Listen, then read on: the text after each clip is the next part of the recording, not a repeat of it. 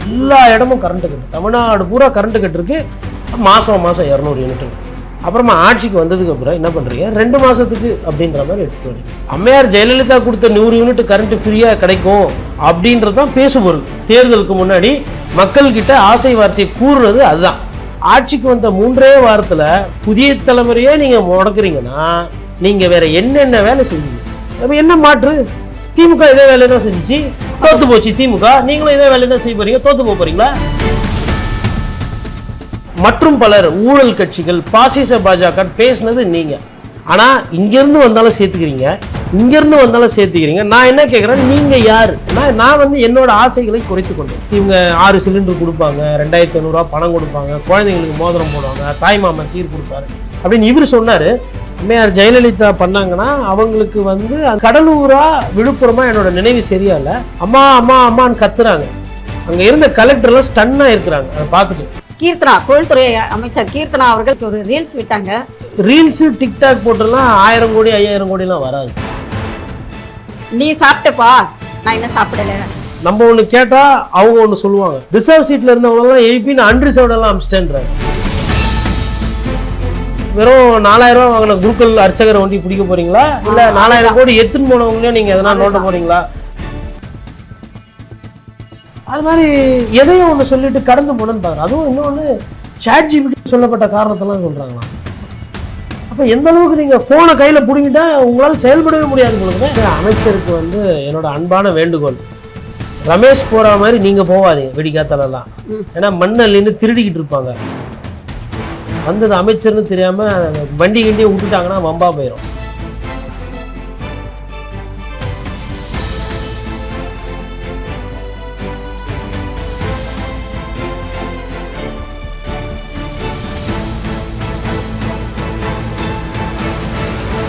நம்ம பண்ணை இயற்கை அங்காடி. தொடர்புக்கு 87 54 44 92 99. டிஎன் மீடியா நேயர்களுக்கு வணக்கம். இன்றைய நேர்காணலில் சிறப்பு விருந்தினராக வருகை தந்திருக்கிறார் பத்திரிகையாளர் திரு கோட்டீஸ்வரன் அவர்கள். வணக்கம் சார். வணக்கம், நேயர்களுக்கு அன்பு வணக்கம். தமிழக வெற்றி கழகம் பார்த்தீங்கன்னா விசிகா, கம்யூனிஸ்ட் எல்லாரையும் கூப்பிட்டு வச்சுக்கினாங்க. ஏடிஎம்கேவை வந்து அவங்க வந்து நாங்கள் கூப்பிட மாட்டோம் அப்படின்னாங்க. அட் த சேம் டைம் ஏடிஎம்கேல இருந்து பிரிஞ்சு வந்தவங்கள இவங்க சால்வை போட்டு கூப்பிட்டுக்கிட்டாங்க. அதுங்க நாட்டு மக்கள் வந்து விஜய் அவர்கள் செய்த பிரச்சாரத்தை வந்து ஏற்றுக்கொண்டு விஜய் அவர்கள் மீது ஒரு ஈர்ப்பு, இவர் புதுசாக இருக்கார், இவர் தப்பு தண்டா பண்ண மாட்டார், இவர் வந்து ஒரு நல்ல அரசியலை செய்வார்ன்ற ஒரு எதிர்பார்ப்பில் நாட்டு மக்கள் வந்து அவருக்கு ஓட்டு போட்டிருக்காங்க. நாட்டு மக்களை பொறுத்தவரையிலும் இது சனாதனம், இது திராவிடம், இது தமிழ் தேசியம், இது தேசியம், இது கம்யூனிசம் அப்படின்லாம் அவ்வளோ தொலைவு கூர்ந்து அவர்கள் கவனிப்பதற்கு கிடையாது. அவங்களுக்கு பொறுத்தவரையிலும் இவர் நல்ல அரசியல் கொடுப்பாரு அப்படின்னு அந்த நம்பிக்கை. தவேக தலைவர் விஜய் அவர்கள் இன்றைய முதலமைச்சர் கொஞ்சம் கொஞ்சமாக அந்த நம்பிக்கையை வந்து அவர் இழக்கிறார். அவர் இழக்கிறாருன்றதை விட அவரை சார்ந்து இருக்கிறவர்கள் செய்யக்கூடிய அந்த வேலைகள். இப்போ இன்றைக்கி வந்து ஐயா ஆதவர்ஜுன அமைச்சர் அவர்கள் வந்து சொல்கிறாரு, 90 விழுக்காடு அஇஅதிமுக தொண்டர்கள் வந்து தாவேக்கா வந்து சேரணுன்ற எண்ணோட்டத்தில் இருக்கிறாங்க. அதாவது முதல்ல கட்சியுடைய தன்மையை வந்து புரிஞ்சுக்கணும். தாவேக்காவோட தன்மை என்பது விஜய் அண்ணா நல்லவர், விஜய் அண்ணா நல்லது செய்வார், விஜய் அண்ணா தமிழக மக்களுக்கு வாழ்வாதாரத்தை மேம்படுத்துவார். இந்த ஒற்றை புள்ளி, அதாவது இதில் டிஃப்ரெண்ட் ஆங்கிள் இருந்தாலும் அவங்களோட மொத்தமாக என்னென்னா விஜய் சார் போதும் அப்படின்னு இருக்குது. அதை வந்து மூலதனமாக வச்சு ஆட்சியும் பிடித்து விட்டாச்சு. இதுக்கப்புறமா வந்து வேறு சில கட்சிகள்லேருந்து சாரையாக ஆள் வருவாங்க, ஊழல் குற்றச்சாட்டுக்கு ஆளானவங்கெல்லாம் வருவாங்கன்னா அவரை நம்பி ஓட்டு போட்டாங்க இல்லைங்களா. இவர் ஒரு தனித்தன்மை வாழ்ந்தவர், இவர் விலை போக மாட்டார், இவர் வியாபாரம் அரசியலை வியாபாரமாக பண்ண மாட்டார், இவர் சொன்ன சொல்லு காப்பாற்றுவார் சொல்லி இவர் பிரச்சாரம் பண்ணார்.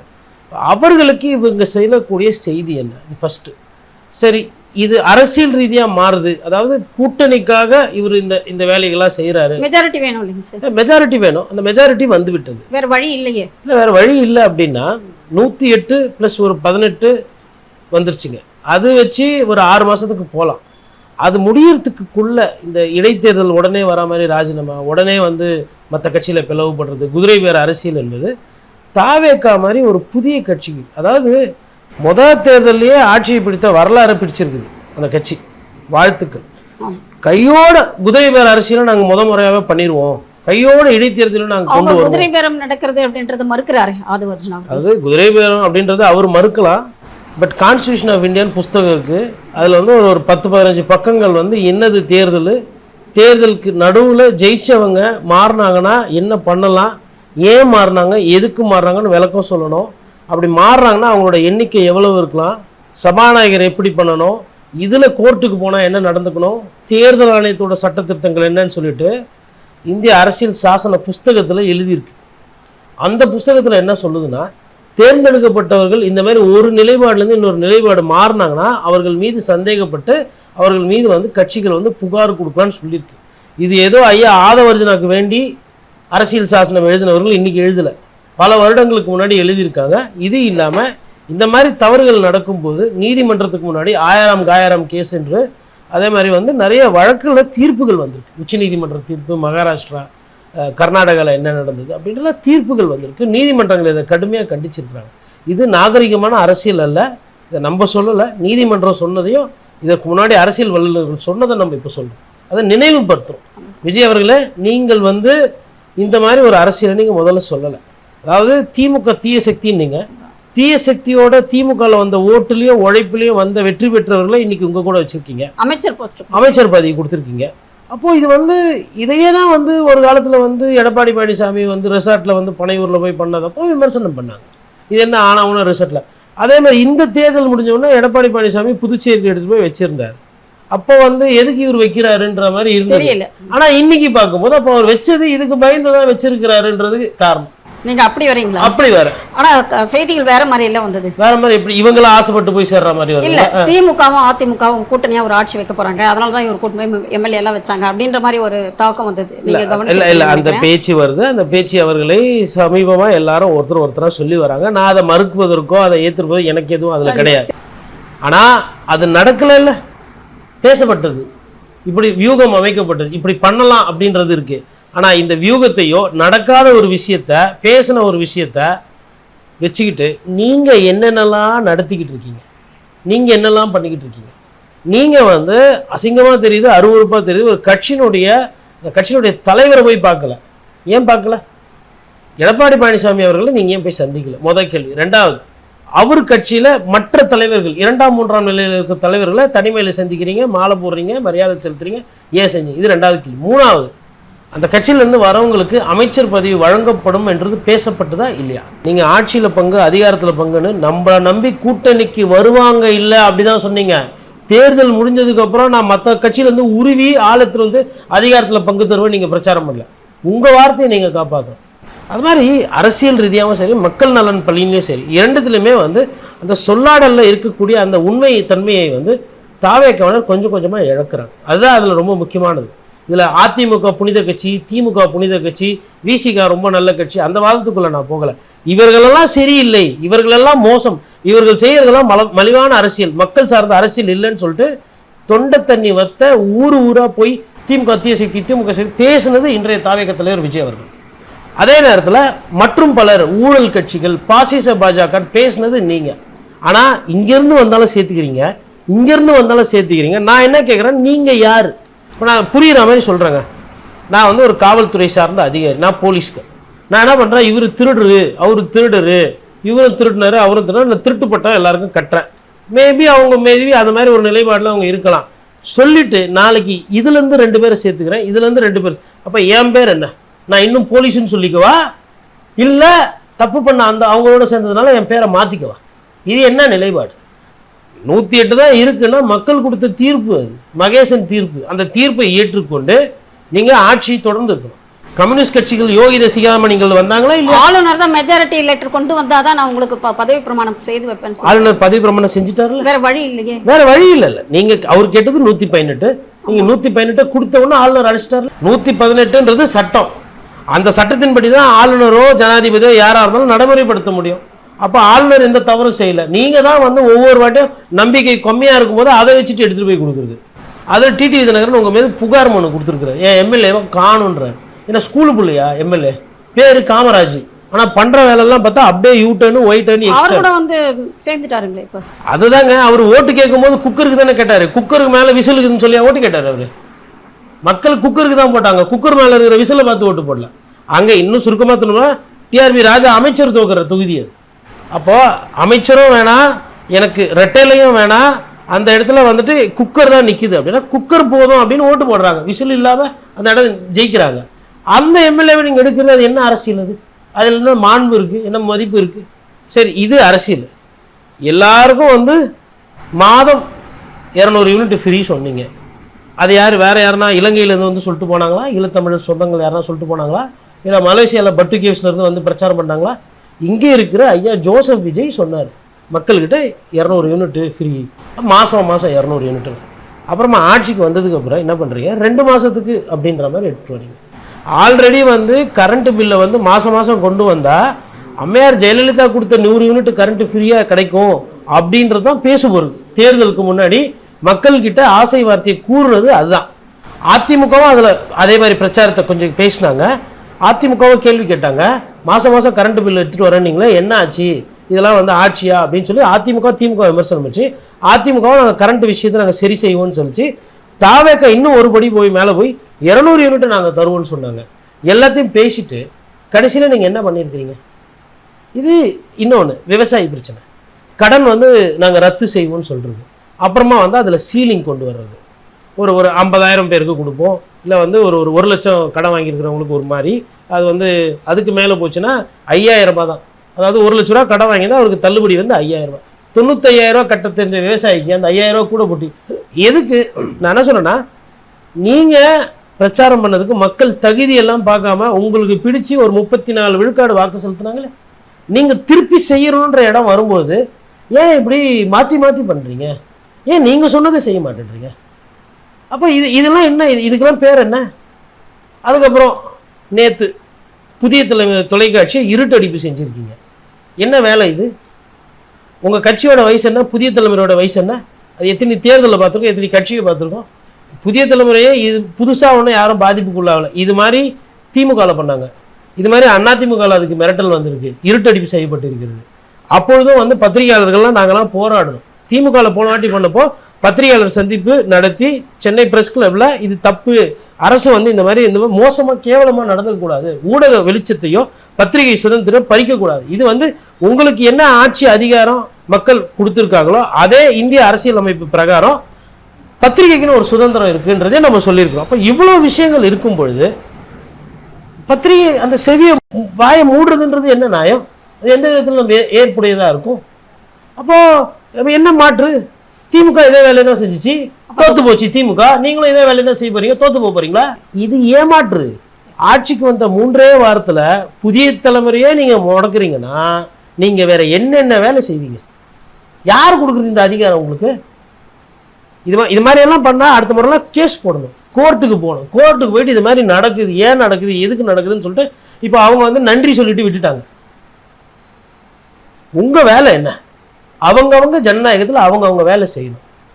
இப்போ கோர்ட்டில் நிறைய கேஸு நின்று போயிருக்கு அப்படின்னு சொல்லிட்டு அங்கே வேற யாருன்னா போய் உட்காந்து தீர்ப்பு சொல்ல முடியுமா? பத்திரிகை வந்து இருக்குன்னா அதை சரி செஞ்சு அது ஒழுங்காக போகிறதுக்கு பர்மிஷன் கொடுக்கறதுக்கு தான் நீங்கள். அதை முடக்கிறதுக்கு, அதை மூடுறதுக்கு, அதை இருட்டடிப்பு செய்கிறதுக்கு எதுக்கு அரசு? இது என்ன, இது வந்து கற்காலமா இது?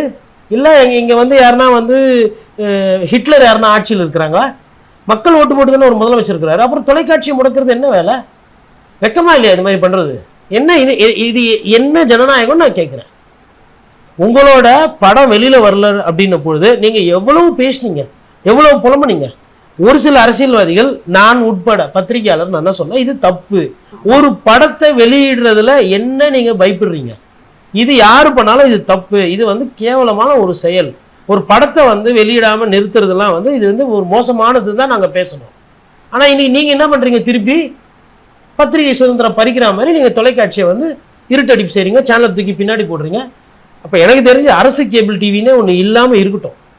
இந்த அரசு கேபிள் டிவின்னு ஒன்று கொண்டு வந்துட்டு பத்திரிகையை மிரட்டுறது, சேனல் வந்து தூக்குறது, அதை இருட்டடிப்பு பண்ணுறது, இல்லை தூக்கி பின்னாடி போடுறது, இந்த வேலையெல்லாம் வந்து பண்ணக்கூடாது. உண்மையிலே உங்களுக்கு நல்ல எண்ணம் இருக்குமேனால் அரசு கேபிள் டிவியை வந்து மூடிடுங்க. இல்லை அப்படின்னா நியாயப்படி நடத்தணும். தமிழக முதல்வர் அவர்கள் டெல்லி போயிருந்தாரு. அங்கே போயிட்டு பிஎம்ஐ போய் சந்திச்சார். அதே சமயம் அவருடைய கூட்டணியில் இருக்கக்கூடிய ராகுல் காந்தி அவர்களை வந்து சந்திக்கிறேன்னாரு, ஆனால் சந்திக்காகவே வந்துட்டாரு. அமித்ஷா அவர்களையும் சந்திக்கல. பத்திரிகையாளர்கள்லாம் கத்துறாங்க, சார் இதுவரையில எல்லாருமே கொடுத்துட்டு போவாங்க சார், ஒன்னே கொடுங்க சார் அப்படின்னு. இவர் திரும்பி கூட பார்க்கல, அப்படியே சார் ஏறி போய் காரில் எடுத்துட்டாரு. ஒரு பதட்டம், ஒரு எப்பயுமே ஒரு பத்திரிகையாளர் பார்த்தா ஒரு பயம் இருக்குமோன்னு எனக்கு ஒரு சந்தேகம் இருந்தது. அது வந்து இப்போ நான் அந்த சந்தேகத்தை தமிழகத்தில் நம்ம பேசுவோம். டெல்லியில் இருக்கிற பத்திரிகையாளர்லாம் சொல்லுவாங்க, இல்லை இந்த வாட்டி வரும்போது நாங்கள் கண்டிப்பாக அவர்கிட்ட கேட்டுருவோம். டெல்லியில் யார் பெரிய பெரிய ஆளுங்கள்லாம் வந்திருக்கிறாங்க, எல்லாம் பேசியிருக்கிறாங்க, இவரும் முதலமைச்சராக தானே வராரு. இப்போ டெல்லியில் பார்த்தீங்கன்னா திரும்பி பார்த்த இடம்லாம் எம்பி இருப்பாங்க, ஏன்னா 500 பேருக்கு மேலே இருப்பாங்க, நிறைய கட்சிகளோட தலைவர்கள்லாம் வந்து போகிற இடம். இப்போ டெல்லி பத்திரிகையாளர்கள் எப்பயுமே எப்படின்னா அரசியல்வாதிகளோட டீ சாப்பிட்றது, டிஃபன் சாப்பிட்றது, கேஷுவலாக படம் பார்க்குறது, அடிக்கடி சந்தித்து பேசுறதுன்றது ரொம்ப சாதாரண சகஜம். அவங்க வந்து என்னன்னாங்க, இப்போ பிரதமர் தான் இப்போ பார்க்க முடியல, பிரதமர் தான் பேசுறது கிடையாது, மற்றவங்க எல்லாருமே இந்தியாவில் பேசுவாங்க அப்படின்ற மாதிரி அந்த மனநிலையில் இருந்தாங்க. இப்போ விஜய் அவர்கள் போய் அங்கே பார்த்த உடனே அவங்களுக்கு வந்து இது என்ன இது மாதிரி இருக்காரு, ஒரு மரபு மாண்பு கூட இவர் பார்க்க மாட்டேன்றாரு. என்ன ஒரு 5 நிமிஷம் என்ன சொல்ல போறாரு, இல்லை என்ன கேட்க போறோம், பிரதமரை சந்திச்சிங்களா, என்ன சொன்னார், என்ன பேசினீங்க, எப்படி இருந்தது கூட்டம், என்ன வாக்குறுதி சொன்னார், இப்படி தான் இருக்க போகுது பிரதமர் சொன்னார். அப்போ அதை வந்து அவர் ஒரு புரிஞ்சிக்காத ஒரு தன்மையை வந்து அவர் வெளிப்படுத்திருக்காரு. அமித்ஷாவை ஏன் சார் பார்க்கல? இவர் பார்க்கல, அவர் பார்க்கல. அமித்ஷாக்கு நேரம் ஒதுக்கி முதல்வர் விஜய் ரொம்ப நல்ல தலைப்பு அதுக்கு பின்னாடி என்ன நடக்குது அப்படின்றத நம்ம பேசுவோம். என்னன்னா அமித்ஷா அவர்கள் வந்து ஒருத்தரை பார்க்கணும்னா நைட்டு 3 மணி கூட பார்ப்பார். அவர் பார்க்கக்கூடியவர் 12 மணி 11 மணிலாம் பார்த்தீங்கன்னா 10 மணிக்கெல்லாம் முதலமைச்சர்களை, முன்னாள் முதலமைச்சர்கள் எல்லாம் பார்த்துருக்காரு. நைட்டு இரவு 1 மணி வரலும் அந்த கூட்டம் போயிருக்கு. 3 மணிக்கெல்லாம் அவர் மீட்டிங் போட்டிருக்கிறாரு. ஸோ அந்த மாதிரி இஸ் அ பொலிட்டிக்கல் மெஷின். அந்த மாதிரி ஒரு நபர் வந்து ஒரு அரசியல் ஆளுமை வந்து இவரை பார்க்கல அப்படின்னா அதுக்கு பின்னாடி ஏதோ இருக்கு. அதே சமயம் கேரள முதல்வர் சதீஷன் அவர்களை இவர் பார்த்திருக்காரு. சதீஷன் மாற்றி பேசல. சதீஷன் வந்து என்டிஏ கூட்டணியிலேருந்து எம்எல்ஏவெல்லாம் குதிரை பேர அரசியல்லாம் பண்ணல.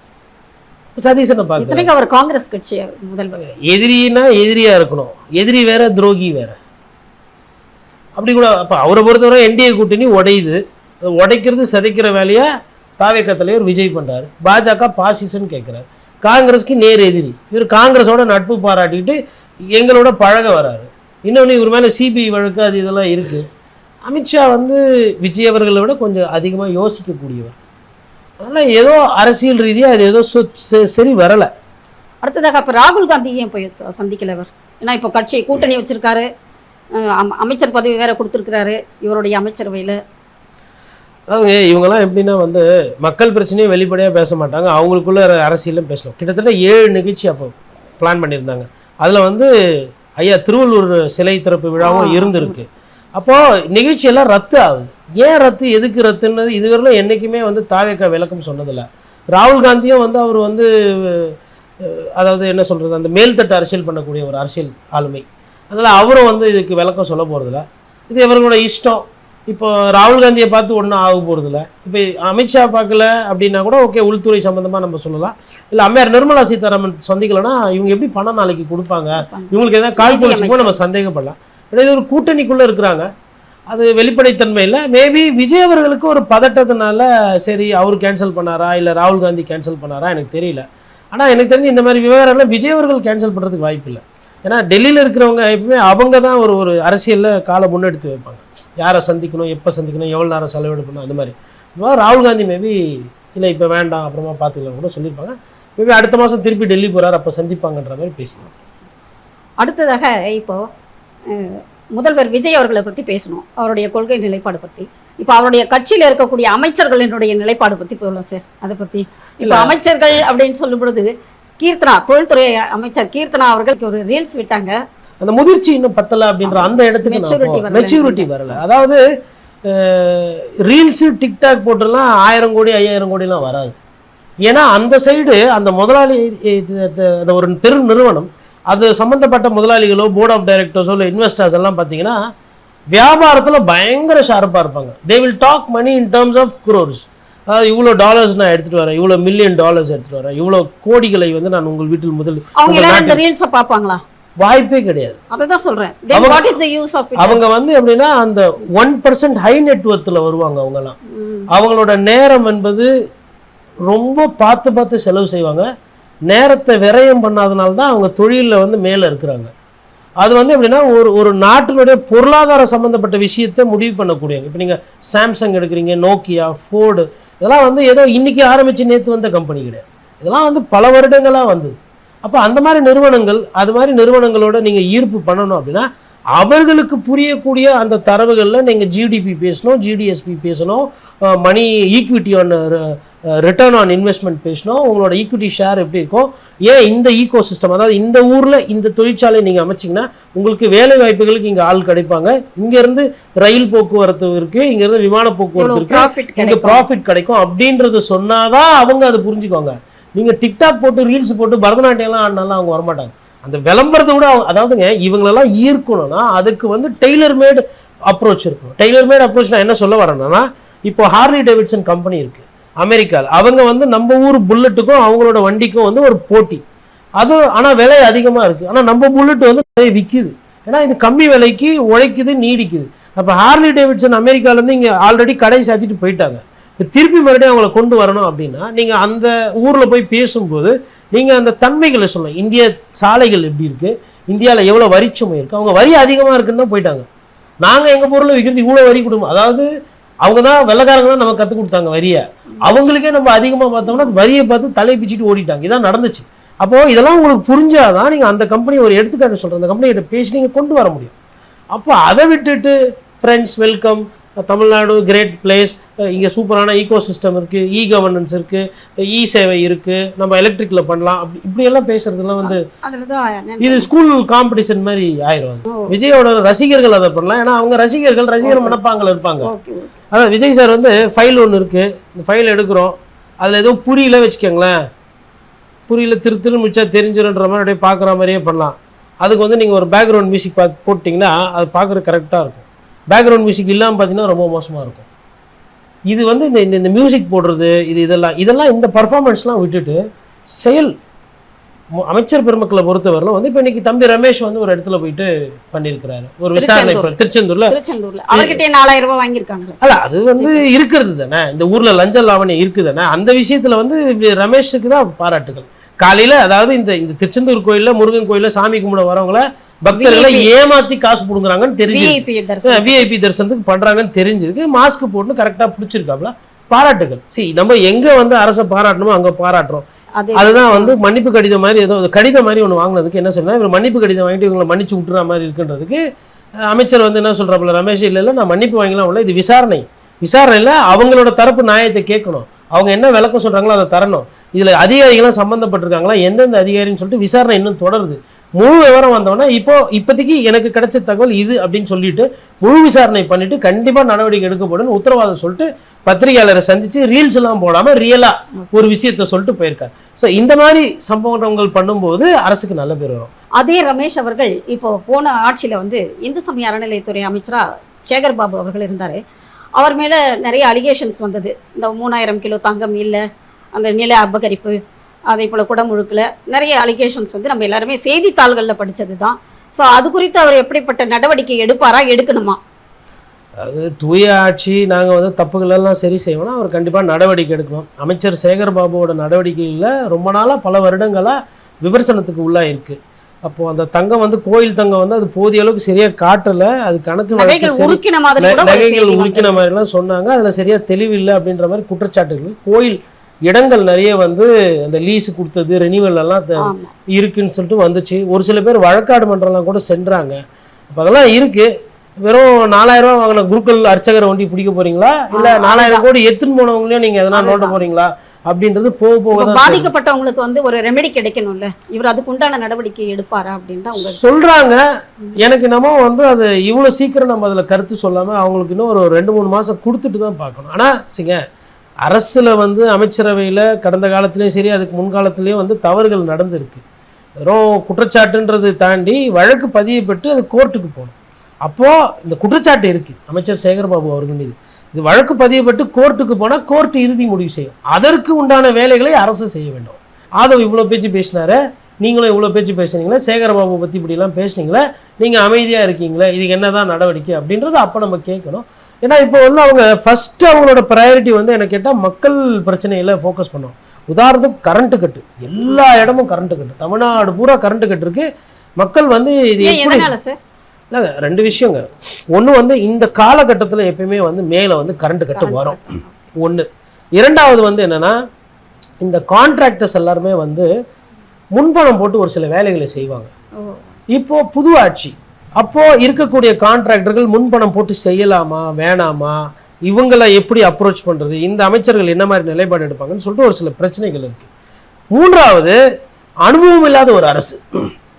என்னதான் ஆட்சியாளர்கள் வந்துட்டு ஒரு ஆட்சியெல்லாம் அமைச்சிட்டு உட்காந்துட்டாலும் ஒரு அனுபவம்ன்றது ஒன்று இருக்கு. இப்போ அம்மையார் ஜெயலலிதாலாம் வந்து ஒரு சில நேரத்தில் அவுட் ஆஃப் த பாக்ஸ் திங்கிங்லாம் கொடுத்துருக்காங்க. அதாவது அதிகாரிகளுக்கு தீர்வு எப்படின்னா, உதாரணத்துக்கு நெய்வேலி லிக்னைட் கார்பரேஷன்ல பிரச்சனை, தொழிலாளி பிரச்சனை, இது வந்து இது அரசு உடைமையில் இருக்கு, இது வந்து தனியாருக்கு வித்துறணும்னு சொல்லிட்டு மத்திய அரசு பிரச்சனை பண்ணுது.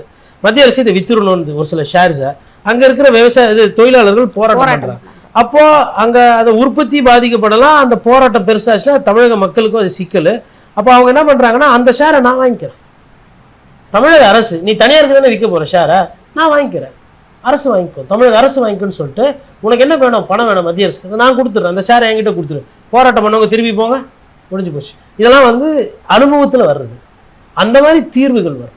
இப்போ இவங்களுக்கு வந்து பார்த்தீங்கன்னா இந்த கரண்ட் பிரச்சனைக்குன்னு ஒரு தீர்வோ ஒரு தொலைநோக்கு பார்வையோ அவங்க கிட்ட இல்லை. அவங்க என்ன சொன்னாங்கன்னா 200 யூனிட் ஃப்ரீ சொன்னாங்க. ஆனால் கரண்ட் உற்பத்தி எவ்வளோ தேவை அதிகரிக்கும், அந்த தேவைகளை எப்படி பூர்த்தி செய்யணும், சோலார் அதிகமாக எடுத்துகிட்டு வரலாமா, இல்லை மக்கள் வந்து கரண்ட்டை குறைக்கிறதுக்கு எதனா யுக்தி இருக்கா. இப்போ இன்னொன்று, நிறைய பேர் வந்து எலக்ட்ரிக் வெஹிக்கிள் மாறுறாங்க, புரியுதுங்களா. அப்போ டீசல் பெட்ரோல் போட்டவங்க எலக்ட்ரிக் மாறும்போது தேவை அதிகமாகுது. நிறைய பேர் இன்னைக்கு செல்ஃபோன் வந்து ஒரு வீட்டில் ஒரு செல்ஃபோன் இடத்துல இன்னைக்கு 3 செல்ஃபோன், ஒரு லேப்டாப் இருக்குன்னா இன்னைக்கு லேப்டாப் கம்பல்சரி, அது மாதிரி ஆகுது. ஆனால் அந்த நிறைய நகரமயமாக்குது தமிழ்நாடு. அப்போ அதை கவனிக்கணும். இது எங்கே போய் இப்போ 20,000 மெகாவாட்டுன்னா அது 25,000 போகும், 30,000 போகும், எங்கே போகும். அதற்கு நம்ம வந்து சோலாரில் என்ன கொண்டு வரோம், க்ளீன் எனர்ஜியில் என்ன கொண்டு வரோம், ஹைட்ரோவில் என்ன கொண்டு வரோம், தெர்மல் நமக்கு கிடைக்குமா எல்லா நேரத்துலையும், நம்ம வாங்குற நிலக்கரி வந்து நல்ல குவாலிட்டியாக இருக்கா, எங்கே சிக்கல் நடக்குதுன்றதை பார்த்து முன்கூட்டியே அதை யூகித்து அதை சரி செய்யணும். அந்த அனுபவமும் அந்த பக்குவமும் அரசுக்கு இல்லை, மொதல் பிரச்சனை. இரண்டாவது பிரச்சனை, நான் சொன்ன மாதிரி இந்த கான்ட்ராக்டர்ஸ் இவங்கெல்லாம் வந்து நிறைய பேர் வந்து அரசு ஒன்று தொடர்ந்து நடக்குதுன்னும் போது பில்லு போகிறது, புது பில்லு போகிறது, இல்லை வேலையை செஞ்சுட்டு அதுக்கப்புறம் அது லேக் ஆகும். இப்போ புதுசாக வந்திருக்கீங்கல்ல, இப்போ எனக்கு ஆல்ரெடி நான் ஒரு கான்ட்ராக்டர், எனக்கு வர வேண்டிய பணம் வரல, அந்த பில்லு கிளியர் ஆகணுமா, இல்லை நான் இன்னொரு வேலையை எடுத்துட்டு உங்கள் பின்னாடி ஃபைலை தூக்கி திரியணுமா. இப்போ கான்ட்ராக்டர் அவங்க யோசிப்பாங்க. இதெல்லாம் தான் பிரச்சனை. அதை விட்டுட்டு இவங்க என்ன பண்ணுறாங்க, திமுக தான் காரணம்ன்றாங்க. அதாவது தீர்வு தெரியலன்னா திமுக தான் காரணம், தீர்வு தெரியலன்னா அவங்க தான் காரணம். அது மாதிரி எதையும் ஒன்று சொல்லிட்டு கடந்து போனேன்னு பார்க்குறேன். அதுவும் இன்னொன்று, ChatGPT சொல்லப்பட்ட காரணத்தெல்லாம் சொல்கிறாங்களா. அப்போ எந்த அளவுக்கு நீங்கள் ஃபோனை கையில் பிடிங்கிட்டா உங்களால் செயல்படவே முடியாது போலுக்குது. ஒக்கி புயல் கஜாவெல்லாம் பார்த்தோம். கஜாவில் வந்து கம்பம் இப்படி இருக்கும், கரண்ட்டு கம்பம், அந்த இது பில்லரு, அந்த சிமெண்ட்டு, அது மேலே உச்சியில் உட்காந்து டிஃபன் சாப்பிட்டுட்டு டிஃபன் பாக்ஸை கீழே போட்டுட்டு அங்கே இருந்து கம்பி கட்டி டிரான்ஸ்ஃபார்மரில் வேலை செஞ்சதெல்லாம் பார்ப்போம். கீழே பார்த்தா 6 அடி தண்ணி, 6 அடி தண்ணியில் வந்து அந்த சிமெண்ட்டு ஸ்லாபை போட்டு எந்த அளவுக்கு இதே இபி டிபார்ட்மெண்ட் வேலை செஞ்சுது. இந்த ஃபோட்டோஸ்லாம் பார்த்தோம் தானே. அன்னைக்கு வந்து அந்த வேலை, அதை நாகப்பட்டினம் கடலூரில் அவங்க செஞ்ச வேலையை பார்த்துட்டு பாராட்டுற மக்களே கிடையாது. இதே மின்சாரத்துறையை எப்படி வேலை பார்க்குறாங்க, எவ்வளோ கஷ்டப்படுறாங்க பாருங்கட்டு. அப்போ வேலை வாங்க தெரியணும். அவங்க வாங்கணும், அரசாங்கம் தான் வாங்கணும், அமைச்சர்கள் வாங்கணும், முதலமைச்சர் அதை கூப்பிட்டு கேட்கணும், சப்ஜெக்ட் தெரியணும். அமைச்சர்கள்லயே கனிம வளத்துறை அமைச்சர் என்ன பண்ணியிருக்கிறாருன்னா, மிட் நைட்டில் போயிட்டு ஏர்லி மார்னிங்கில் போயிட்டு அந்த கனிம வளக்குள்ள எங்கெங்கே நடக்குது, அண்டர் கிரவுண்டில் என்னென்ன இருக்குது அப்படின்னு இது எல்லாமே பிடிச்சேன் அப்படின்னு சொல்லிட்டு ட்ரோன் கேமராவில் வச்சு பிடிச்சி ஃபுல்லாகவே வந்து பப்ளிஷ் பண்ணியிருக்காங்க. நீங்களும் பார்த்துருப்பீங்க. ஒன்று வந்து அமைச்சருக்கு வந்து என்னோட அன்பான வேண்டுகோள், ரமேஷ் போகிற மாதிரி நீங்கள் போகாதீங்க விடிகாத்தாலெல்லாம். ஏன்னா மண்ணல்லின்னு திருடிக்கிட்டு இருப்பாங்க. வந்தது அமைச்சர்னு தெரியாமல் வண்டி கிண்டியை விட்டுட்டாங்கன்னா வம்பா போயிடும். நேர்மையான அதிகாரி யாருன்னா இருந்தாங்கன்னா அவங்க, இது புதுசாக நான் தமிழ்நாட்டிலேயோ இல்லை இந்தியாவில் இல்லாத சொல்லலை, இந்த குவாரியில நடக்கக்கூடிய சம்பவங்கள் தான் மிக மோசமான சம்பவம். கூட ஒரு தாசில், அதனால அந்த அடிப்படையில் சொல்றேன். ஏன்னா நீங்க எல்லாம் புது அமைச்சர்கள், குவாரி நடத்துறவங்களுக்கு நீங்க யாரு இருந்து தெரியாது. அதனால அந்த மாதிரி குவாரி எல்லாம் பண்ணும்போது கூட போலீஸ் எல்லாம் கூட்டிட்டு போயிட்டு அப்படி டீல் பண்றது தான் முறையா இருக்கும். ஒண்ணு. ரெண்டாவது, உண்மையிலே உங்களோட நோக்கம் சத்தியமா நானும் நம்புறேன், நீங்க வந்து இதெல்லாம் சரி செய்யணும்னு நினைக்கிறீங்கன்னா ரீல்ஸ்லாம் போடக்கூடாது. எங்களுக்கு தேவை ஜிஓ, கவர்மெண்ட் ஆர்டர், அரசாணை. நீங்க வந்து இவ்வளோ 10 அடிக்கு எடுக்கலாம் கல், இல்லை 15 அடிக்கு எடுக்கலாம், இல்லை ஒரு 6 அடிக்கு மண் எடுக்கலாம் அப்படின்னு இருக்குன்னா அந்த உங்களோட பழைய நீங்கள் ஆணை கொடுத்துருப்பீங்க, அரசு வந்து உங்களுக்கு ஆணை கொடுத்துருக்கும். அது உங்ககிட்ட தான் இப்போ பத்திரமா இருக்கும். ஏன்னா இன்னைக்கு தேதியில் நீங்கள் தான் அரசு. இப்போ காஞ்சிபுரத்தில் ஒரு குவாரி இருக்குது, இந்த குவாரிக்கு மண் எடுக்கிறதுக்கோ கல் எடுக்கிறதுக்கோ இவ்வளோ அளவுன்னு கொடுத்துருவாங்க. அந்த அளவை கையில் வச்சுக்கிட்டு நேராக போயிட்டு பார்க்கும்போது இதுவும் அதுவும் தப்பாக வருது அப்படின்னா அவங்களுக்கு உடனே ஆர்டர் இஷ்யூ பண்ணுங்க, கலெக்டரை விட்டு நோட்டீஸ் சர்வ் பண்ணி லாக் அண்ட் சீல் பண்ணி அரசாணை வெளியிடுங்க. அப்போ ஓகே ரைட்டு, உங்களோட நோக்கமானது சரி. அப்படி இல்லைன்னா நான் எப்படி சந்தேகப்படுவேன்னா ஒரு பத்திரிகையாளரா இது சும்மா காட்டிட்டு இந்த குவாரி ஓனர் வந்து உங்ககிட்ட ஐயா பார்த்துக்கோங்க ஐயா பார்த்து பண்ணுங்கய்யா அப்படின்னா இவர் என்ன பண்ணுவாரு, சரி அவரை போய் மேலே பாருங்க அப்படின்னா இந்த புஷ்பா படத்தில் காட்டுற மாதிரி சிண்டிகேட்டு எல்லா குவாரி ஓனரும் சேர்ந்து உட்காந்து பேசிட்டு என்ன பண்ணுறது அப்படின்னா அமைச்சரை பார்த்து அமைச்சர் அதுக்கு மேலே பார்க்க சொல்லி இந்த செட்டிங்லாம் நிறைய பார்த்துருக்கு தமிழ்நாடு. அதனால் இப்படியெல்லாம் பண்ணாமல் உள்ளபடியே நோக்கம் உண்மையாக இருக்குன்னா சகாயம் ஐஏஎஸ் பண்ணார் இல்லையா மதுரையில், நீங்கள் கூட வந்து அவருக்கு வாழ்த்து சொல்லி அவரும் உங்களை வந்து பார்த்தாரு இல்லையா, அந்த மாதிரி ஒரு ஆளை யாருன்னா கூட வச்சுக்கிட்டு நீங்கள் இதெல்லாம் பண்ணீங்கன்னா அப்போ உங்களோட நோக்கம் சரி அப்படின்ற மாதிரி நான் புரிஞ்சுக்குவேன். போக்குவரத்து துறை அமைச்சர் வந்து மக்கள் வந்து பயணிகள் எங்களுக்கு பஸ் இல்லை அப்படின்னு சொல்லிட்டு சொல்கிறாங்க. அதுக்கு அமைச்சர் சொன்னதை நீங்களே பார்த்துருப்பீங்க, நீ சாப்பிட்டப்பா நான் என்ன சாப்பிடலை அப்படின்னு சொல்லிட்டு. அந்த ஃபஸ்ட்டு வந்து உண்மையிலே அவர் சாப்பிடல, நான் அதை வெரிஃபை பண்ணேன். அவர் உண்மையிலே செக்ரட்டரியேட்லேருந்து கிளம்பும் போது அவர் ஏதோ துறை ரீதியாக ஒரு சில வாதம் பிரதிவாதம் அந்த மாதிரிலாம் ஆயிருக்கு, ஒரு மாதிரி டென்ஷனாக அப்செட்டாக தான் போயிருக்காரு, உண்மையிலே சாப்பிடல. ஸோ பசியில் தான் போயிருக்கிறாரு சார். ஸோ பசியில் வந்து ஹோட்டலுக்கு போகாமல் மக்கள் பிரச்சனை ஏதோ பிரச்சனைன்றாங்களே பஸ் ஸ்டாண்டில், அது என்ன பார்ப்போன்னு சொல்லிட்டு தான் போயிருக்கிறாரு. நோக்கம்லாம் கரெக்டு. அப்போ அப்ளிகேஷன் ஆஃப் மைண்ட் என்று ஆங்கிலத்தில் சொல்லுவாங்க. நம்ம ஒன்று கேட்டால் அவங்க ஒன்று சொல்லுவாங்க, இல்லை அங்கே ஒன்று செய்யணும்னா வேறு எதனா ஒன்று செஞ்சு வச்சுருப்பாங்க. அந்த மாதிரி இவர் என்ன பண்ணிட்டாருன்னா மக்கள் வந்து பஸ் வரலன்னு கேட்டால் நான் இன்னும் சாப்பிடலன்னு இருக்காரு. சரி ஒரு வாட்டி சொல்லுவார் போது திருப்பி நான் சாப்பிடல. சாதாரணமா இப்போ நீங்க இல்லைன்னா நாங்க ஏதாவது சொல்லலாம் சார், இப்போ உங்க வீட்டில் சொல்லலாம், இப்போ நானே கூட எதுனா சொல்லலாம். அவர் வந்து ஒரு மினிஸ்டர், அவருடைய அந்த பொசிஷனுக்கு ஏற்ற மாதிரி ஒரு ஆன்சர் சொல்லணும். இல்லை வந்துட்டே இருக்கோம் வித்தின் 5 மினிட்ஸ்ல வரும். இல்லைங்க, நீங்கள் வந்து ஒரு சச்சின் டெண்டுல்கர் ராகுல் டிராவிடு பேட்ஸ்மேன் இருக்கிற மாதிரி அவங்க 6 அடிப்பாங்க 4 அடிப்பாங்க நீங்கள் எதிர்பார்க்குறீங்க. அது அப்படி ஃபஸ்ட்டு அந்த எதிர்பார்ப்பை குறைச்சிக்கோங்க. இதே தான் தேர்தலுக்கு முன்னாடியே தாவேகா மீது எதிர்பார்ப்பு வச்சு நீங்கள் ஓட்டு போட்டீங்க. இப்போ மக்களை வந்து நம்ம பதப்படுத்திக்கணும், அவங்கள போய் குறை சொல்கிறதுல பிரயோஜனம் கிடையாது. நம்ம இவங்ககிட்ட இவங்க இவ்வளோ தான், அவர் பசிக்குதுன்னு தானே சொல்லுவார், பஸ் வரும்னா சொல்லுவார். பஸ் இருந்தால் அவர் தான் ஏற்றி அமைச்சிருப்பார். பஸ் இல்லை, அவருக்கு கிளாம்பாக்கம் இப்போ தான் புதுசு, அங்கே வந்து போவோமா, கோயம்பேடுக்கும் கிளாம்பாக்கம் என்ன பிரச்சனை, எங்கே பஸ்ஸு போவோம் என்ன பிரச்சனைன்றது இப்போ தான் பார்க்குறாரு. அதில் ஒரு படிக்கு மேலே பிரச்சனையை தீர்க்கணுன்றதுல ரிசர்வ் சீட்டில் இருந்தவங்களெல்லாம் எழுப்பி நான் அன்ரிசர்வ்டெல்லாம் அமிச்சிட்டேன்றாரு. அப்போ அவர் தெரிந்து பண்ணலை, அவருக்கு புரிதல் இல்லை, பதட்டத்தில் பசி மயக்கத்தில் ஏதோ பேசியிருக்காரு. அதனால் அது ஏதோ பேசியிருக்காரு, அது தடவை ஆயிருக்கு. அதனால் தடவை ஆனதுனால அவர் பசின்றாரு. பசினா நம்ம மன்னிச்சு விட்டுறேன் இல்லைங்க. சரி நம்ம ஊரில் வந்து பசி வந்தால் 10 பறந்துடும்னு வாங்க, புரியுதுங்களா? அவருக்கு நினைவு வந்து தவறி இருக்கு அந்த இடத்துல. நான் அதனால பார்க்குறேன் இந்த பசின்ற ஒரு வார்த்தையை சொன்னதுனால அதில் விமர்சனம் பண்ணாமல் நம்ம அது கடந்து போயிடுறது நல்லதுன்னு பார்க்குறேன். அந்த தம்பியாச்சும் வந்து பசிக்குதுன்னு அமைச்சர் சொல்கிறாரு, விட்டுட்டு வேற யாருன்னா அதிகாரிகிட்ட கேட்டுக்கலாம். அவரும் வந்து எனக்கு பஸ் எப்போ வரோன்னு கேட்குறாரு. அமைச்சர்களோட போக்கு வந்து கொஞ்சம் இந்த மாதிரி ஒரு சில இடத்துல சரியில்லை. பொதுமக்களும் இதெல்லாம் பார்க்குறீங்க. நீங்கள் இப்போ பொதுமக்களுக்கு ஒரு பத்திரிகையாளராக நானும் ஒரு பொதுமக்களாக நான் என்ன நினைக்கிறேன்னா, நான் வந்து என்னோட ஆசைகளை குறைத்து கொண்டேன். இவங்க 6 சிலிண்டர் கொடுப்பாங்க, 2500 ரூபா பணம் கொடுப்பாங்க, குழந்தைங்களுக்கு மோதிரம் போடுவாங்க, தாய்மாமன் சீர் கொடுப்பாரு அப்படின்னு இவர் சொன்னார். நான் வந்து இப்போ அரசு செய்யணும் போது பத்திரிகையாளர் கோட்டீஸ்வரர் சார் இன் ஃபியூச்சர்ல ஏதோ ஒரு வருஷம் போனா கூட அதுக்கெல்லாம் சான்சஸ் உண்டு இல்ல? ரொம்ப கஷ்டம், நிறைய உழைக்கணும். இவங்க உழைக்கிறத சிலிண்டர் இல்லைன்னா கூட பரவாயில்ல சார், தங்கம் அதெல்லாம் கொடுத்தாங்கன்னா. நீங்க சிலிண்டர் தான் விலை கம்மி, அதுதான் கொடுக்க முடியும். தங்கம் நீங்க பெருசா கேட்குறீங்க, தங்கம் விலை தெரியுமா? இருக்கிற ஒரு சாதாரண இவங்களுக்கு எல்லாருக்குமே வந்து எதிர்பார்ப்பு இருக்கு சார். எதிர்பார்ப்பு இருக்கு. ஹெலிகாப்டர் கூட கேட்பீங்க வேலைக்கு, அதுக்கு ஹெலிகாப்டர் கொடுத்துருங்க. அவர் தனி விமானத்துல போறாரு, ஹெலிகாப்டர் வந்து அவர் தரேன்னு சொல்ல நாங்களும் கேட்கல. இப்ப தங்கத்துல ஆரம்பிக்கிறீங்க, அடுத்து அதையும் கேட்பீங்க. சரிங்க, அப்படி சொல்லிட்டாரு. இப்ப நீங்க ஒரு பத்திரிகையாளர், உங்களுக்கே ஓரளவுக்கு தெரியும், புரியுதுங்களா? அதனால வந்து மக்கள் எல்லாருமே இப்ப கிராமத்துல இருக்கிறவங்க எல்லாம் விஜயண்ணா வந்துட்டாரு, இப்ப நாங்க எழுதி போட போறோம் அப்படியே சொல்றாங்க சார். இப்போ ஒரு பாட்டி ஒருத்தர் சொன்னாங்க, பாட்டி நீங்க ஓட்டு போட்டீங்கன்னா போட்டேன், எதுல போட்டேன், விசில் போட்டேன், அந்த பாட்டி சத்தமா சொன்னாங்க விசில் அப்படின்னு. கிராமத்துல இருக்கிற பெண்மணிகள்லாம் வந்து விஜயண்ணா வந்திருக்கிறாரு தங்கம் கொடுப்பாங்க அப்படின்னு உண்மையிலே எதிர்பார்க்கறாங்க சார். எல்லா குடும்பத்திலயும் அந்த மாதிரி ஒரு மனநிலையில கொஞ்சம் பேர் இருக்கிறாங்க. எதிர்பார்ப்பு தான், அதுதான் ஆசை எல்லாம் இருக்குது. அவர் வேற பேசியிருக்கிறாரு. சாதாரணமாக யாருன்னா பேசியிருந்தாங்க கடந்து போயிருப்பாங்க. 2500 ரூபாய்க்கே வழி இல்லை. இப்போ நீங்கள் அதை விட தங்கம் வந்து பவுன் விலை ஜாஸ்தி. அதாவது அம்மையார் ஜெயலலிதா பண்ணாங்கன்னா அவங்களுக்கு வந்து அந்த out of the box thinking எப்பயுமே உண்டு. அவங்களுக்கு வந்து அந்த அரை எக்கனாமிக் பவுன் கொடுத்தாங்க. அரை பவுன் கொடுத்தாங்க. அது எல்லாருக்கும் கொடுக்கல. அவங்க வந்து அது எப்படி வந்ததுன்னா அந்த திட்டம் ஒரு இடத்துக்கு போகும்போது அம்மா அம்மா அம்மான்னு கத்துறாங்க. வந்து கடலூரா விழுப்புரமா என்னோட நினைவு சரியா இல்லை, அவர் சொன்ன அதிகாரி சொன்னது.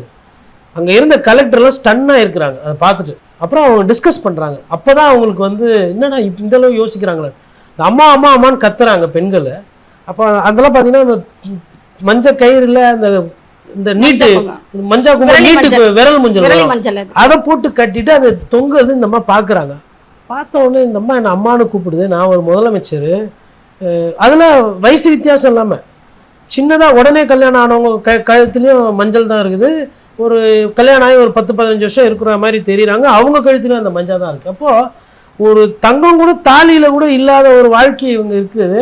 இவங்களுக்கு தங்கம் போடுறதுக்கு கணவனாலேயும் முடியல, அவங்க அப்பா பிறந்த வீட்லேயும் போட முடியல, புகுந்த வீட்லேயும் அந்த வசதி இல்லைன்னும் போது நான் வந்து முதலமைச்சராக இல்லாமல் அந்த அவங்க அம்மான்னு கூப்பிட்டல, இந்த அம்மாவா நான் செய்கிறேன் அப்படின்னு சொல்லி வந்தது தான் தாலிக்கு தங்கம். அந்த திட்டத்தை வந்து பயங்கரமான கஷ்டம். அதாவது அதிகாரிகளும் அதை பற்றி பேசும்போது ஸ்டன்னு, என்னது தாலிக்கு தங்கமா, எத்தனை பேர் தாலி வச்சுருப்பாங்க, எவ்வளோ பேருக்கு கொடுக்குறது, இது எங்கே போகிறதுன்றாங்க பண்ணணும்னு. அதே மாதிரி லேப்டாப் ஸ்கீமில் நடக்கும்போது அப்போது சிஎம் செக்ரட்டரிஸ் அட்வைசர்ஸ்லாம் இருக்காங்க. வாட் அபவுட் டிஸ்ட்ரிபியூஷன் ஆஃப் லேப்டாப்ஸ்னு ஒன்று அவங்க வந்து ஸ்டன்னு அப்படியே அமைதியாக இருக்கிறாங்க அதிகாரிகள். எல்லா +2 குழந்தைங்களுக்கும் கொடுத்தாங்க அரசு பள்ளி கொடுத்துட்டு மேலை நாடுகளில் அமெரிக்காவில் சிங்கப்பூர்லேயே இதெல்லாம் இல்லை, அவங்களே கொடுக்கல நம்ம அப்படின்னும் போது அதெல்லாம் பார்த்துக்கலாம், we will do it அப்படின்னு சொல்லிட்டு ஃபினான்ஸ் மினிஸ்டர் ஃபினான்ஸ் செக்ரட்டரி பார்த்து இப்படி சிரிக்கிறாங்க. ஏன்னா எனக்கு செய்யணுன்ற எண்ணம் இருக்குது, தடுக்கிறதுக்கு யார் இருக்கிறா அப்படின்ற மாதிரி. இன்றைக்கி வந்து நாங்கள் தான் அதிமுகன்னு சொன்னால் அதிமுக ஆகிட முடியாது. அதிமுகனா அதிமுக மாதிரி நடந்துக்கினா தான் அதிமுக. எம்ஜிஆர் ஃபோட்டோ வச்சுக்கினு எம்ஜிஆர் மாதிரி நான், அண்ணா மாதிரி நான் அப்படின்னா திமுக ஆகிட முடியாது. அது சொன்னால் அதை செய்யணும், செஞ்சால் எம்ஜிஆர். மற்றபடி நீங்கள் கொஞ்சம் உங்களுக்கு ஆசை அதிகமாக இருக்கிறது, அவர்கள் பேச்சை கேட்டு நீங்கள் அதை வந்து நம்ம குறைச்சிக்கிறது தான் நமக்கு நல்லது. வந்த வரலும் லாபம், நான் அப்படி தான் பார்க்குறேன். மீறி செஞ்சாங்கன்னா சந்தோஷம், சொன்னதை செஞ்சுருக்கிறாங்க. இந்த மதுபான கொள்கையை பற்றி அவர் சொல்லியிருந்தார் ஒருத்தர். நாங்கள் வந்து அமைச்சர் ஒருத்தர் இப்போ இருக்கிறாரு, அவர் சொன்னார் நாங்கள் வந்து தான் டாஸ்மாக் மொத்தத்தையும் மூடிடுவோம் அப்படின்னு சொன்னாங்க. ஆனால் அவங்களே இப்போ பார்த்தீங்க அப்படின்னு சொன்னீங்கன்னா அந்த மணமகள் மன்றம் அப்படின்ற இதில் வந்து சேலத்தில் டாஸ்மாக் எல்லாத்தையும் மூடிட்டு இப்போ தனியார் கிளப்ல இருக்கிறாங்க. நீங்கள் காலையில் பார்த்துருப்பீங்க, பயங்கர கியூ நிற்கிறது. கடந்த கால திமுக ஆட்சியிலே இந்த மாதிரி வந்து பிரீமியம் பார்ன்னு சொல்லிட்டு இந்த மன்றம் அப்படின்ற பேர்ல வந்து ஐயா செந்தில் பாலாஜி இருந்தப்போ அதை ஆரம்பிச்சாங்க. அது அப்ரூவ்டு கிடையாது. அது வந்து ஒரு அது என்னன்னா அந்த பாரை தனியா கணக்கு காட்டுறாங்க, அந்த டாஸ்மாக் தனியா கணக்கு காட்டுறாங்க. அப்போ நீங்க எதை என்கரேஜ் பண்றாங்க? அந்த 20 ரூபாய்க்கு மேல பாட்டிலுக்கு எவ்வளவு வாங்குறதுன்றதை என்கரேஜ் பண்றாங்க. 10 ரூபாய் 20 ரூபானா பாட்டு போட்டுறீங்க, அதனால ப்ரீமியம் ஏசி கிசிலாம் போட்டு மிக்சர்லாம் நல்லா கொடுத்து ஒரு சோஃபா செட்லாம் போட்டால் அது கணக்கில் வராது. அது மாதிரி ஒரு பிளான் பண்ணுறாங்க. இது வந்து இது தப்பு தான் இது. பட்டு அவங்க சொன்னது வேற, செய்யறது வேற. ஆட்சி மாறி இருக்கு, காட்சிகள் மாறலன்ற மாதிரி தான் நம்ம எடுத்துக்கோம். ஓகே. அடுத்ததாக லஞ்ச ஒழிப்புத்துறையில் அருண் IPS அவர்கள் பொறுப்பேற்றிருக்கிறார். இதே ஆதவ அர்ஜுனா அவர்கள் நல்லா வந்து இந்த தேர்தல் பரப்புரையின் போது அந்த மாதிரி அவரை தூக்கின்னு போயிட்டு அசாம்லேயே போடுங்க, அவர் வந்து தேர்தல் பரப்புரைக்கு நிறைய இது பண்ணுறாரு, அவர் சரியில்லை அப்படின்ற மாதிரிலாம் சொன்னாங்க. இப்போ அவரை கூட்டின்னு வந்து வச்சுருக்காங்க. வேலையே பயிரை மேய்ஞ்ச கதையெல்லாம் நம்ம பார்த்துருப்போம். இப்போ இவங்க தான் சொன்னாங்க அவர் கெட்டவர்னு. ஆனால் அவரே தூக்கின்னு வந்து வைக்கிறாங்கன்னா என்ன அர்த்தம்னா லஞ்ச ஒழிப்புத்துறை சரியாக செயல்படாது அப்படின்ற மாதிரி நான் புரிஞ்சுக்கிறேன். கோர்ட்டில் வந்து அதிகாரிகள் வந்து இந்த மாதிரி இருக்கிறாங்கன்னு நேற்று முந்தானத்து கூட கோர்ட்டில் நீதியரசர் கூப்பிட்டு கிட்டத்தட்ட ஒரு நாள் பூரா நிற்க வச்சிருக்காரு. அவருமே கேட்டிருக்காரு, ஏன் இவ்வளோ அதிகாரிகள் இருக்கிறாங்க காவல்துறை, உங்கள் மீது ஒன்று ஏன் இவ்வளோ கெட்ட பேர் வந்திருக்குதுன்னு கேட்டோன்னா அவர் என்ன வேணால் பற்றி விசாரிச்சு பாருங்க, என் மேலே எந்த குற்றப்பண்ணுமே கிடையாது, நான் ரொம்ப நல்லவர், நான் வந்து அது இது நேர்மையாக இருக்கிற ஒரே காரணத்தில் இந்த மாதிரிலாம் சமூக வலைத்தளத்தில் பேசுகிறாங்க கொடுத்துருக்குறாங்க. அதெல்லாம் வந்து பேசும்போது நேற்றுலாம் வந்து அப்படிலாம் இல்லைன்றாரு. அப்புறம் அவர் சொல்லியிருக்காரு விமர்சனன்றது வரதான் செய்யும், அதை பார்த்துக்கங்கன்னு சொல்லிட்டு முடிச்சிட்டாங்க. என்னன்னா நல்ல அதிகாரிகளுக்கு தமிழ்நாட்டில் பஞ்சம்லாம் கிடையாது, இருக்கிறாங்க. கெட்ட அதிகாரிகள் நிறையவே இருக்கிறாங்க. ஏதோ காரணம் திடீர்னு காலில் பல் வளர்க்கும் போது ஐயா ஆதவர்ஜனுக்கு பிடிச்சி போச்சு அருண் IPS, அதனால சேர்த்துக்கிட்டாரு. அவ்வளோதான், தானாக சேர்ந்த கூட்டம். நீங்கள் அதை தவறாக பார்க்கக்கூடாது. அவங்களோட நோக்கம் வந்து லஞ்ச ஒழிப்புத்துறை செவன செய்து லஞ்சம் ஊழல் நாட்டில் இருக்கவே கூடாது அவங்க நோக்கம். அந்த நோக்கத்தை புரிஞ்சுக்கிட்டு நம்ம நினைப்போம். நம்பிக்கை தானே எல்லாமே விளம்பரம் மாதிரி தானே. தங்கம் வாங்குறீங்க, அது நல்ல தங்கம் நினச்சி தான் வாங்குறீங்க, சுரண்டி பார்த்தா தான் தெரியும் அது பித்தளை எவ்வளோ கலந்துருக்குதுன்னு. அந்த மாதிரி நம்பிக்கை தான் வாழ்க்கை. அப்படி போயிடணும். நீங்கள் அருண் ஐபிஎஸ் போட்டது அந்த துறை நன்றாக ஆகிடும், அதனால் நம்பிக்கை தான் வாழ்க்கை. அருண் ஆதவ் நம்புறாரு, நம்மளும் நம்புவோம். தமிழக முதல்வர் அவர்கள் டெல்லி போனார். அப்போ வந்து ஒரு தனி விமானத்தில் தான் போனார். அவருடன் போனவங்களை பற்றி தான் ஒரு கான்ட்ரவர்சியில் ஒரு டாக் வந்திருக்கு. ஹேர் ட்ரெஸ்ஸர் அவருக்கு எது சிகை அலங்காரம் பண்ணுறவர் போனார், இன்னொன்று ஆந்திராவில் இருந்து அவருடைய நண்பர்கள் போனாங்க அப்படின்னு சொல்லிட்டு வந்து ஒரு இது வந்திருக்கு. கடந்த காலத்தில் வந்து முதல்வர் ஸ்டாலின் அவர்கள் வந்து இதே மாதிரி தொழில் துறையில் முதலீடு ஈர்ப்பதற்காக போனாருன்னாங்க. அது தொழில்துறை முதலீடு பயணம் அல்ல, அது வந்து இன்பச் சுற்றுலா அப்படின்னு சொல்லி விமர்சனம்லாம் வந்துச்சு. இவருக்கும் வாய்ப்பு கொடுத்தா இவரும் இன்பச் சுற்றுலா போவார் பொழுது. ஏன்னா கடந்த காலத்தில் முதலமைச்சர்கள்லாம் போனதை நம்ம பார்த்துருக்குறோம். அம்மையார் ஜெயலலிதா போயிருக்கிறாங்க, அதுக்கப்புறம் விமானத்தில். அதுக்கப்புறமா வந்து எடப்பாடி பழனிசாமியும் வெளிநாடெல்லாம் போனாங்க, ஸ்டாலின் அவர்களும் போயிருக்கிறாரு. ஆனால் அந்த பர்சனல் அசிஸ்டண்ட்டு இந்த மாதிரி இந்த சிகை அலங்காரமோ இல்லை கூட இதுன்னு போது யாரோ ஒருத்தர் போவாங்க, அதாவது ஆஃபீஸ் அசிஸ்டண்ட் மாதிரி. மற்றபடி இந்த பேக்கப்லாம் இருக்காங்க, இந்த சமையல் செய்கிறவங்க, இந்த ட்ரெஸ்ஸு பண்ணுறவங்க, இது மாதிரி எல்லாம் கூட்டு போக மாட்டாங்க. என்னென்னா இந்த ஃப்ளைட்டு சார்ஜ் வந்து இவர் விஜய் சார் கொடுக்குறாரா இல்லை அரசாங்க பில்லில் இருந்தால் வருதான்னு ஃபஸ்ட்டு பார்க்கணும். இது விமர்சனம் ஆனதுக்கு பிறகு அவர் கையில இருந்து கொடுக்குறாருன்னா போட்டிருக்காங்க, மக்கள் வரி பணம்னு போட்டிருக்காங்க. இப்போ நம்ம போய் கேட்டோம்னா இல்லை அவர் சொந்த காசுன்றுவாங்க. இது மாதிரி நிறைய கதைகள் நாங்கள் பார்த்துருக்கோம் பத்திரிகையாளராக. இந்த தனி விமானத்தில் போகிறது அப்படின்றத குறைச்சிக்கணும். ஏன் அப்படின்னா மற்ற முதலமைச்சர்கள்லாம் சிக்கனமாக இருக்கிறாங்க, அவங்க பொது விமானத்தில் போகிறாங்க. அந்த பொது விமானத்தில் போகும்போது என்னென்னா அரசாங்கம் வந்து அதனுடைய செலவு குறையும். இவர் தனி விமானத்தில் தான் போகிறோன்னா நம்மளாம் கஷ்டப்பட்டு செலவு பண்ணுற பணத்தில் அவர் வந்து சொந்த செலவு இல்லாமல் அவர் இப்போ அதில் போகிறாருன்னு புரிஞ்சுது. ஒரு முதலமைச்சர் எப்படி நடந்துக்கணும் அப்படின்லாம் சட்டத்திட்டம்லாம் போட முடியாது. இப்போது அட்வொகேட்டு அண்ட் தேர் எத்திக்ஸ்னு ஒரு புஸ்தகம் இருக்குது. ஒரு வழக்கறிஞர் எப்படி நடந்துக்கணும், அவருக்குன்னு என்ன மாண்பு இருக்கணும், அது வந்து ஒரு சிலது சட்டத்தில் வரும், ஒரு சிலது வந்து எப்போ நீ ஒரு முன்மாதிரியாக இருக்கக்கூடாதுன்றதான் கேள்வி. அப்படி பார்க்கும்போது ஒரு முதலமைச்சர் முன்மாதிரியாக இருக்க வேண்டும். ஜோதிடரை போய் அரசு ஊழியராக போடுறது, ஆஃபீஸர் ஆன் ஸ்பெஷல் டியூட்டியாக போடுறது, அதுக்கப்புறம் நண்பர்கள் யாருன்னா இருந்தால் அவங்களுக்கு முக்கியமான பதவி கொடுத்து நினைக்கிறேன், நண்பர்களை போராடலாம் கூடவே கூட்டுன்னு போகிறது, சிகை அலங்காரம் ட்ரெஸ் அயன் பண்ணுறவரை கூடவே கூட்டுன்னு போகிறதுன்ற ஒரு முதலமைச்சருக்கு அழகு. அது ஃபோட்டோ போட்டி போட்டிருக்காங்க இல்லைங்க. இவங்களுக்கெல்லாம் என்ன பதில்னா நேராக விருதுநகர் போனோம். விருதுநகர் போனால் ஐயா காமராஜரோட வீடு இருக்குது. இந்த வீட்டில் போனால் அவர் பயன்படுத்தின கோட்டு கீட்டெல்லாம் பார்த்தீங்கன்னா நிறைய தச்சு போடாமல் வச்சிருக்கிறாரு. புதுசு புதுசாக ஒவ்வொரு வெளியூர் போகும்போது தைக்கணுமா, எதுக்கேன்றேன் வேட்டியை கட்டி சொக்காயை போட்டு அது இவ்வளோண்டு ட்ரெஸ்ஸு இந்த மாதிரி ஒரு நீட்டு கை இப்படி இருக்கும், அதையே போட்டுக்கிட்டு அவ்வளோ எளிமையாக இருக்கிற அவர் செருப்புலலாம் பார்த்தீங்கன்னா இந்த தேஞ்சதெல்லாம் இருக்கும். ஒரு முதலமைச்சர் அப்படிலாம் இருந்து ஆடம்பரமாக வாழணும்னா வாழ்ந்துருக்கலாம். 10 காசு நான் என்ன சொல்கிறேன்னா, நான் ஏதோ இல்லாத சொல்கிறேன். கொள்கை தலைவர் சொன்னீங்கன்னா காமராஜர் ஐயாவை தாத்தாவை அவர் புஸ்தகம் எதனா இருந்தால் வாங்கி கொஞ்சம் படிச்சுட்டு மனப்பாடமாக ஏற்றிக்கணும். இந்த கோட் ஷூட் போடுறது, ஃப்ளைட்டில் போகிறது, இதெல்லாம் வந்து தவிர்த்துக்கிட்டால் கொஞ்சம் நல்லாயிருக்கும். கோட் ஷூட்டு கூட பரவாயில்லைங்க, அது அவர் காசு அவர் போட்டுக்கிறாரு, நான் அதுக்குள்ளே போல. தனி விமான நிலையத்தில் போகிறதுன்றது கொஞ்சம் குறைத்தால் மக்கள் அதை ரசிப்பாங்க, மக்கள் அதை விரும்புவாங்க. மிக அருமையாக விளக்கம் அளித்தமைக்கு நன்றி. வணக்கம் சார். நன்றி, வணக்கம்.